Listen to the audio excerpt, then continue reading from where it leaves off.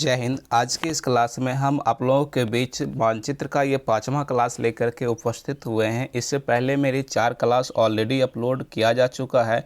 अगर आप लोगों ने उस वीडियो को अभी तक नहीं देखे हैं तो सबसे पहले आप इससे पहले की 4 वीडियो को देख लीजिए और उसके बाद फिर इसको भी देखिएगा। तो आपको A to Z बातें जितने भी हमने सिखाए हैं वो सभी की सभी बातें जो है सो डाउट क्लियर हो जाने वाला है। कोई भी डाउट आपके बीच नहीं रहेगा। तो सबसे पहले आप उस वीडियो को भी ज़रूर देखिएगा। तो चलिए इस पहले इसी को देख लीजिए और फिर देखिएगा उसको। तो यहाँ से देख लीजिए, हमने आपको जम्मू कश्मीर के बारे में बता रहे थे, सिखा रहे थे। तो इसके बारे में बहुत हद तक 4 क्लासों में जो है सो हमने बहुत सारी चीज़ें बता दिए थे। अब इसके बीच जो फेमस जगह बच रही है उन जगहों के बारे में जानकारी देते हुए उसके बाद इसका जो प्रश्न उत्तर है वो करवाने वाले हैं, ठीक है ना। तो जैसे कि हम कह सकते हैं कि जैसे इसी में देखिए एक उधमपुर जगह होती है, उसके बारे में उसकी क्या विशेषताएँ हैं उसके बारे में बताएंगे। फिर गुलमर्ग के बारे में बताएंगे, बारामूला जो पर्वत है उसके बारे में, लद्दाख जो है उसके बारे में, श्रीनगर, अमरनाथ, वैष्णो देवी, उधमपुर, जम्मू, इन विभिन्न सारे क्षेत्रों के बारे में जो है ना सो बहुत डिटेल में समझाएंगे और उसके बाद जो है सो आपको क्वेश्चन आंसर कराएंगे। तो चलिए स्टार्ट करते हैं आज की क्लास को। देखिए पिछले क्लास में हमने आपको बताए थे कि इतने सारे क्षेत्र जो ये जो क्षेत्र है, एक सेकंड, हाँ, ये जो क्षेत्र है ये आपका क्या कहलाता है, तो ये POK के नाम से जाना जाता, पाक ऑक्युपाइड कश्मीर, जिस पर फिलहाल जो है सो पाकिस्तान कब्जा कर रखा है, जो भारत का हिस्सा था। क्योंकि इस पर किस प्रकार से कब्जा किया है ये पहले वीडियो में हम बता चुके हैं, उस वीडियो को आप जरूर देखिएगा। उसके बाद इधर का जो क्षेत्र आप देख पा रहे हैं इसी को हम अक्साई चीन के नाम से जानते हैं, क्योंकि इस पर जो है सो 10% हिस्सा, ये 30% है। POK जो है वो जम्मू कश्मीर का 30% हिस्सा पड़ता है, जबकि अक्साई चीन जो है वो जम्मू कश्मीर का 10% का हिस्सा पड़ता है। और इस पर जो है सो चीन इधर से कब्जा कर रखा है और इधर से जो है सो पाकिस्तान इस पर कब्जा कर रखा है। किस प्रकार से कब्जा किया था वो पहले वीडियो में हम बता चुके हैं, उसको ज़रूर देखिएगा। उसके बाद बताए थे इतना सारा जो एरिया है ना, यही अपना एरिया कौन सा है, तो जम्मू कश्मीर जो भारत के क्षेत्र के अंतर्गत आता है वो ये कहलाता है, जम्मू एंड कश्मीर कहलाता है, ठीक है ना। हालांकि अभी के जो नक्शा है उसमें तो आप जानते हैं कि यहाँ से जो है सो एक इसका नक्शा का जो है सो नक्शा ही बदल करके ऊपर का पूरे क्षेत्र को लद्दाख कर दिया गया है और नीचे जो है सो जम्मू कश्मीर बना दिया गया है।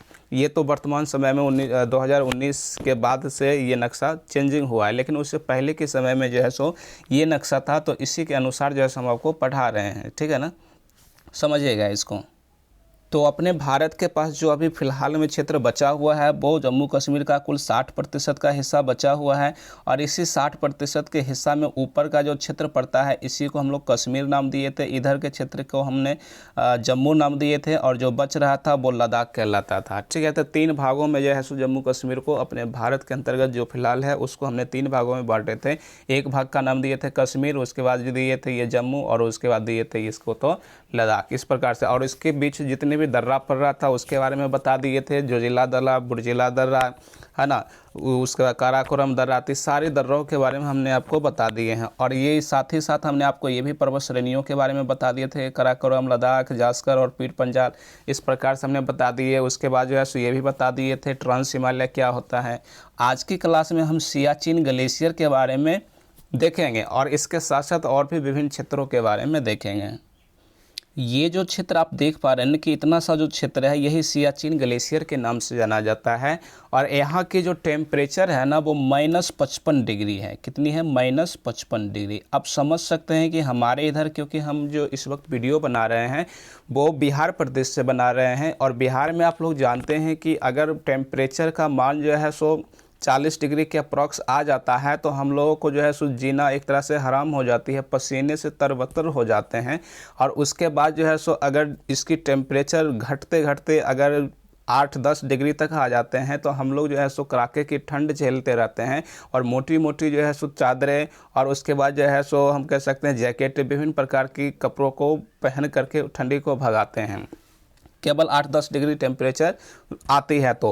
और यहाँ का जो टेम्परेचर आप देख पा रहे हैं कि माइनस लगा हुआ है, यानी कि 0 डिग्री से भी नीचे ये है, जबकि 0 डिग्री पर बर्फ़ जो है सो जमना शुरू हो जाता है और ये -55 डिग्री है। इतना माइनस टेम्परेचर में आप समझ सकते हैं कि वहाँ पर किस प्रकार से लोग रहते होंगे।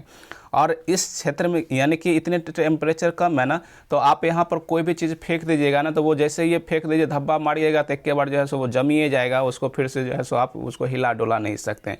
यानी कि यहाँ पर अगर मान लेते हैं आप अंडा जो खाते हैं, मुर्गी का जो अंडा है वो खाते हैं, वो अंडा को अगर यहाँ पर अगर फेंक भी देते हैं, ट्रक से जब उतारा जाता है तो जिस प्रकार से हमारे यहाँ गिट्टी बालू या फिर ईंट को फेंक करके रखा जाता है, ठीक उसी प्रकार से यहाँ पे अंडे को फेंक दीजिएगा, उसके बावजूद भी जैसे अंडा नहीं फूटता है। तो इतनी आप समझ सकते हैं कि माइनस टेम्परेचर कितनी हाई लेवल पे होती है। और ऐसी स्थिति में इधर से पाकिस्तान के जो सैनिक हैं इस पर जो है सो चढ़ाई कर रखा था, और इधर से जो है सो हमारे भारतीय जवान थे, जो कि यहाँ पर जैसे इनके पास, हमारे भारतीय जवानों के पास उस वक्त इतनी भरी ठंड को सहन करने के लिए इनके पास जैकेट नहीं था, तो ये जो है सो चाह करके भी नहीं जा पा रहे थे। और इसी बीच जो इधर से आप देख पा रहे हैं कि इतना क्षेत्र में जो पीओके कहलाता है और इसकी जो सेना था वो जो है सो यहाँ तक पहुँच चुका था, और यहीं पर जो है सो अपना जो है सो मतलब अड्डा लगा रखा था, सैनिकों का जो है सो अड्डा बना रहा, छावनी एक तरह से बना रखा था। और इनके पास जो वस्त्र था, जैकेट था, इतनी ठंड को झेलने के लिए ये क्या किया कि विदेशों से, अर्थात ये नॉर्वे से, जो कहाँ पड़ता है तो हम कह सकते हैं इसको यूरोप महादेश में पड़ता है, ठीक है ना। तो नॉर्वे से जो है सो ये जैकेट जो है सो लेकर के आया हुआ था, और बड़ी मात्रा में जो है उसको ऑर्डर भी दे रखा था। लेकिन हमारे भारतीय सैनिक भी इस पर चढ़ाई करने के लिए, हमारे देश के प्रधानमंत्री यहाँ तक हमारे सैनिकों को भेजने के लिए ये भी जो है सो नॉर्वे के पास जाते हैं और जैकेट का जो है सो ऑर्डर करने के लिए। तो जैकेट के ऑर्डर करने के क्रम में वो कहते हैं हाँ हम आपको जैकेट तो दे देंगे, क्योंकि इस प्रकार के हमारे यहाँ जो है सो बनता है, कपड़ा जैकेट बनता है। लेकिन ऑर्डर जो है सो 2 साल के बाद कहा गया कि हमारे यहाँ जो ऑर्डर ऑलरेडी बहुत सारा जो है सो हो रखा है, इतने बनाते बनाते 2 साल का वक्त लग जाएगा। तो बताइए, यहाँ अगर 2 साल वक्त करते हैं तो यहाँ पर तो फिर तो ये पाकिस्तानी सैनिक तो एक तो पहले से चढ़ाई किया हुआ है, और भी जो है सो अच्छे प्रकार से जो है सो रहन सहन करके वहाँ पे डेरा गाड़ लेता है। तो इसी बीच जो है सो जले पे नमक छिड़कने वाली बात हो गया था। हमारे भारतीय सैनिकों के पास उस ठंडी को सहन करने के लिए वस्त्र नहीं थे, उसके बावजूद भी उतनी कड़ाके के ठंड में बिना वस्त्र के जो हमारे भारतीय वस्त्र है उसी को पहन करके यहाँ पर चढ़ाई कर देते हैं। कहाँ?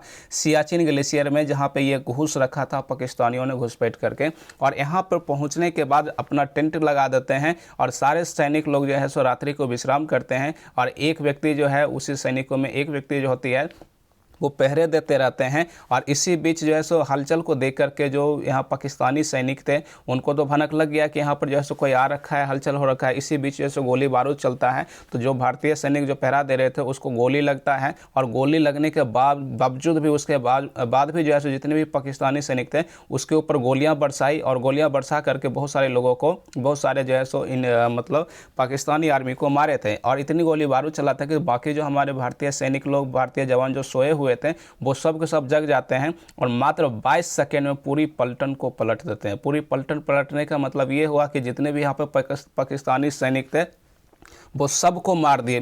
मात्र कितना सेकेंड, मिनट में, तो 22 मिनट में ही सबको मार के गिरा दिए। और इसी बीच जो है सो पाकिस्तान के लोग, पाकिस्तान के और भी जो इसके सीनियर ऑफिसर थे उनको लगा कि इतने ठंड में तो ये भारत के लोग तो जा ही नहीं सकते, अगर आ भी गया है तो ठंड से तो ऑलरेडी मर गए होंगे, अगर बच भी गए होंगे तो हमारे जो ये पाकिस्तान वाला है वो उसको मार दिए होंगे। और इसी के खुशी में जो है सो पाकिस्तान की तरफ से इनको जो है सो और भी जो नॉर्वे के ओर से जो कपड़ा मिला था, जैकेट, वो आते हैं और जहाज़ से यहाँ पे गिरा देते हैं। तो गिरा जब देते हैं तो वो कौन पहन लेते हैं? हमारे जो भारतीय जवान होते हैं वो उस कपड़े को लेकर के फिर पहन लेते हैं, और वो उसको लगता है कि हमारे पाकिस्तानी सैनिक ही हैं।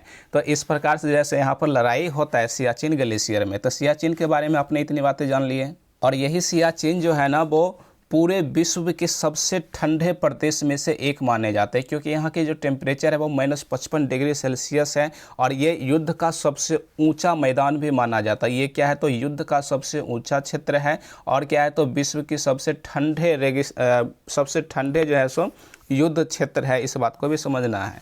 और यहीं पर जो है सो हमारे देश के प्रधानमंत्री जो हैं, उस वक्त के प्रधानमंत्री पंडित जवाहरलाल नेहरू थे, और यहीं पर जो है सो इसको ऑपरेशन मेघदूत के द्वारा जो है सो 1984 ईस्वी में सारे सैनिकों को जो है सो मार के भगाया था, पाकिस्तानी सैनिकों को यहाँ से, ठीक है ना। तो ये जो जितनी बातें आपने समझ ली 1984 की बात है, ऑपरेशन मेघदूत के द्वारा इसको जो है सो यहाँ से भगाया गया था। इस बात को आपको समझना है। चलिए, सियाचिन के बारे में समझ ली। अब इसके बाद थोड़ा सा समझ लेते हैं कारगिल के बारे में। कारगिल की लड़ाई भी आप लोग जानते हैं, बहुत ही फेमस है, क्योंकि पाकिस्तान जो है इधर से घुसपैठ करते हैं। यहाँ पर देखिए ये है ना कारगिल, तो इस कारगिल पर जो है सो पाकिस्तान फिर से आते हैं 1999 ईस्वी में, और ये कारगिल को अपने अंदर कब्जाने के कोशिश में आते हैं, लेकिन फिर से जो है सो हमारे जवानों ने इसको मुंह तोड़ जवाब देते हैं और यहाँ से मार के उसको भगाया जाता है। और यहाँ पर जो ऑपरेशन चलाया जाता है वो ऑपरेशन विजय के नाम से, विजय ऑपरेशन के द्वारा जो है सो कारगिल से सारे पाकिस्तानियों को यहाँ से भगाया जाता है। जो कब होता है तो 1999 ईस्वी में इसको भगाया जाता है, ठीक है ना। तो इसी के बीच जो है सो, क्योंकि वहाँ पे शिमला का जो समझौता था उसका उल्लंघन करते हैं, और जिसके कारण जो है सो कारगिल की लड़ाई होती है 1999 ईस्वी में होती है, और ऑपरेशन विजय के द्वारा जो है सो सभी को भगाया जाता है। तो इतनी बात को आपको ध्यान में रखना। यही सारा क्वेश्चन अभी बनेगा, जब क्वेश्चन आंसर कराएंगे तो यही सारा क्वेश्चन पूछेंगे आपसे, ठीक है ना। तो उस वक्त आप जवाब दीजिएगा। अब इसके बाद लद्दाख के बारे में आप थोड़ा देख लीजिए। लद्दाख की जो राजधानी है वो कहाँ है, तो लेह पड़ता है। लद्दाख की राजधानी क्या बताएंगे आप लोग, लेह बताइएगा। और ये लद्दाख की विशेषता ये है कि यहाँ का जो संसदीय क्षेत्र है वो सबसे बड़ा है। संसदीय क्षेत्र जो है वो सबसे बड़ा है, मतलब इतनी बड़ी क्षेत्र में अगर लद्दाख की क्षेत्रफल इतना बड़ा सा है तो इस पूरे क्षेत्र में केवल एक ही संसद का सीट यहाँ पर है, इसलिए इसको सबसे बड़ा संसदीय क्षेत्र कहा जाता है। और दूसरी बात ये कि इसको हम छोटा तिब्बत के नाम से भी जानते हैं, क्योंकि इधर से जो है सो चीन है और इधर के नीचे के क्षेत्र में जो है सो चीन इस तिब्बत वाले क्षेत्र पर, बड़ा तिब्बत जो था उस पर जो है सो कब्जा कर लिया था, तो ये बड़ा तिब्बत और इधर का जो है सो वो छोटा तिब्बत कहलाता। तो इस लद्दाख के बारे में आप लोगों को जानकारी होना चाहिए कि इसको छोटा तिब्बत के नाम से भी जाना जाता है। और दूसरी बात ये कि यहाँ पर जो है इसी लेह में जो है सो हवाई अड्डा का सबसे ऊंचा क्षेत्र भी इसको घोषित किया गया है। आपसे पूछा जाएगा हवाई अड्डा का सबसे ऊंचा क्षेत्र कहाँ है, तो आपको बताना होगा ये इसी लेह में, लद्दाख का जो लेह है वहाँ पे सबसे ऊंचा हवाई अड्डा का क्षेत्र बनाया गया है। उसके बाद आगे की ओर बढ़ते हैं। बारामूला पर्वत के बारे में समझिएगा। बारामूला पर्वत जो है सो इसी के आसपास के क्षेत्रों में पड़ता है, इस जगह पे। और बारामूला पर्वत की विशेषता ये है कि यह चुंबकीय शक्ति के कारण वायुयान को अपनी ओर खींचती है। वायुयान को अपनी ओर खींचने का मतलब ये हुआ कि इसके ऊपर से, जैसे यहाँ पे मान लेते हैं बारामूला जो है सो पर्वत है, तो इसके पर्वत के इर्द गिर्द अगर कोई भी जहाज ऊपर से वायुयान भर रहे हैं, यानी कि हवाओं में तैर रहे हैं, तो उस जहाज को वो अपनी ओर खींचने की प्रयास करती है और खींच लेती है। एक बार ऐसे ही क्या हुआ था कि इधर चीन का क्षेत्र है और चीन के जहाज जो है सो पाकिस्तान से ऊपर जो है सो वायुयान के द्वारा अपने इधर जा रहे थे। तो ये जो बारामूला जो यहाँ पर देख रहे हैं पर्वत, ये चुंबकीय क्षेत्र, इसमें चुंबक के गुण पाए जाने के कारण उस जहाज़ों को क्या करते थे तो अपनी ओर बार बार खींचते थे, और उसको लगता था कि हम जो है सो पाकिस्तान में घूम रहे हैं, तो उसकी फ्यूल ख़त्म हो जाने के बाद वो खुद ही जैसे यहाँ पर गिर जाता तो मर जाता। तो उसको जो है सो उस एक बार ऐसा चक्कर लग चुका है यही से बारामूला पर्वत के कारण। तो बारामूला पर्वत के बारे में आपको बताना है कि इसमें जो है सो चुंबकीय गुण पाए जाते हैं। चुंबकीय शक्ति के कारण किसी भी वायुयान को ये अपनी ओर खींचते रहता है, ये खींचने का इसमें गुण पाया जाता है बारामूला पर्वत में, ठीक है ना। इतनी बात समझ गए। अब अगली देखिए श्रीनगर के बारे में। देखिए श्रीनगर के बारे में हमने आपको पहले वीडियो में या दूसरे वीडियो में बताए भी थे कि श्रीनगर की जो स्थापना किए थे वो किसने किए थे, तो अशोक, सम्राट अशोक ने किए थे। क्योंकि ये जो है सो बिंदुसार के पुत्र हुआ करते थे, और बिंदुसार के दो पुत्र, सबसे बड़े पुत्र का नाम सुसीम था और ये एक दूसरा था अशोक। हालांकि इसके पुत्र और भी थे और अशोक के भाई और भी थे, यानी कि 100 भाइयाँ ये हुआ करते थे, लेकिन इसमें 2 फेमस हैं, इसलिए इस 2 का नाम हमने लिए हैं। यहाँ पर जब विद्रोह हुआ था ना, तो यहाँ के जो शासक थे उस समय में बिंदुसार थे, वो अपने बड़े बेटे सुसीम को इस विद्रोहियों को शांत करने के लिए भेजते हैं, लेकिन सुसीम की कोई बात नहीं मानते हैं, जिसके कारण वो विफल होकर के वापस चले जाते हैं। तब जाकर के वो बिंदुसार जो हैं वो अपने छोटे बेटे मतलब अशोक को जो है सो इस विद्रोहियों को शांत करने के लिए भेजते हैं। और जब ये अशोक यहाँ पे आते हैं तो अगले दिन खबर भेजवाते हैं अपने पिता को कि पूरे जो है सो श्रीनगर में विद्रोहियों शांत हो गए हैं। उससे पूछा गया कि किस प्रकार शांत हो गया, तो ये कहते हैं कि जितने भी विद्रोही थे, जितने भी विद्रोह करने वाले थे, कोई बचवे नहीं गया, मतलब सबको मार के खत्म कर दिया, कोई विद्रोह अब कर ही नहीं रहा है। तो इस प्रकार से ये विद्रोहियों को शांत किया करते थे। तो आप समझ सकते हैं कि अशोक में कितना गर्म खून हुआ करता था, जो सब विद्रोहियों को मारिए के ख़त्म कर देते थे, बात नहीं मानेगा तो मारिए देते थे, समझ गए ना। तो श्रीनगर की स्थापना किसने किया था? तो आप बताएंगे कि ये जो है सो सम्राट अशोक ने किया था। और इसी श्रीनगर के बारे में आपको बताना है कि यह जो है सो पूरी जम्मू एंड कश्मीर की राजधानी भी हुआ करता है, क्योंकि इसमें जब गर्मी का मौसम आता है तो राजधानी श्रीनगर को रखा जाता है। जब कड़ाके की ठंड पड़ने लग जाता है तो इसकी राजधानी कहाँ उठ के चला आता है? तो जम्मू में चला आता है। इसके पीछे का रीज़न ये है कि ठंडे प्रदेशों में ये जो है सो ठंडी के मौसम में जो है सो यहाँ पर जो है सो बहुत बड़ी मात्रा में बर्फ़ जम जाते हैं और यहाँ पे लोगों को आना जाना जो है सो एक तरह से मुश्किलें हो जाती है। इसके कारण जो है सो इसकी राजधानी को उठा करके जम्मू लाया जाता है। अब आपको ध्यान ये रखना है कि जम्मू को कब राजधानी बनाया जाता है और श्रीनगर को कब राजधानी बनाया जाता है। तो गर्मी के क्षेत्रों में श्रीनगर रहता है और ठंड के महीनों में, ठंड के समय में जो है सो कौन रहता है? तो ये जम्मू जो है सो ये रहता है इसकी राजधानी। मतलब श्रीनगर के लिए बताना है गर्मी का मौसम कौन सा हो जाएगा, तो आप बताएंगे मार्च से लेकर के अक्टूबर तक का जो समय होगा वो श्रीनगर रहेगा, और अक्टूबर से लेकर के मार्च तक का जो समय रहेगा उसमें राजधानी कौन रहेगा? तो जम्मू रहेगा। तो इस राजधानी का जो परिवर्तन है इसको भी आपको समझना है। उसके बाद यहीं पर जो है सो वैष्णो देवी का मंदिर भी होता है। तो वैष्णो देवी के मंदिर से आपको ध्यान में रखना है कि ये जो है सो मंदिर के लिए प्रसिद्ध माना जाता है। कौन सी? वैष्णो देवी। उसके बाद उधमपुर भी आते, चलिए दूसरे नक्शे में हम बताते हैं कि उधमपुर कहाँ पड़ता है। एक सेकेंड, हाँ देखिए शायद ये नक्शा आपको दिख रहा होगा। अगर दिख रहा है तो इसको थोड़ा सा ध्यान देखिए, जूम करके इसको दिखाने की कोशिश करते हैं। देखिए ये वाला जो क्षेत्र है यही उधमपुर है। ये कौन सी क्षेत्र है? उधमपुर। उधमपुर के बारे में बताना है कि यह थल सेना के उत्तर कमांड का मुख्यालय है। यानी कि थल सेना जो है उसका एक मुख्यालय उत्तर भारत में ये पड़ता है, इसलिए उत्तर भारत का जो थल सेना का जो मुख्यालय है वो कहाँ पड़ता है? तो आप क्या बताएंगे?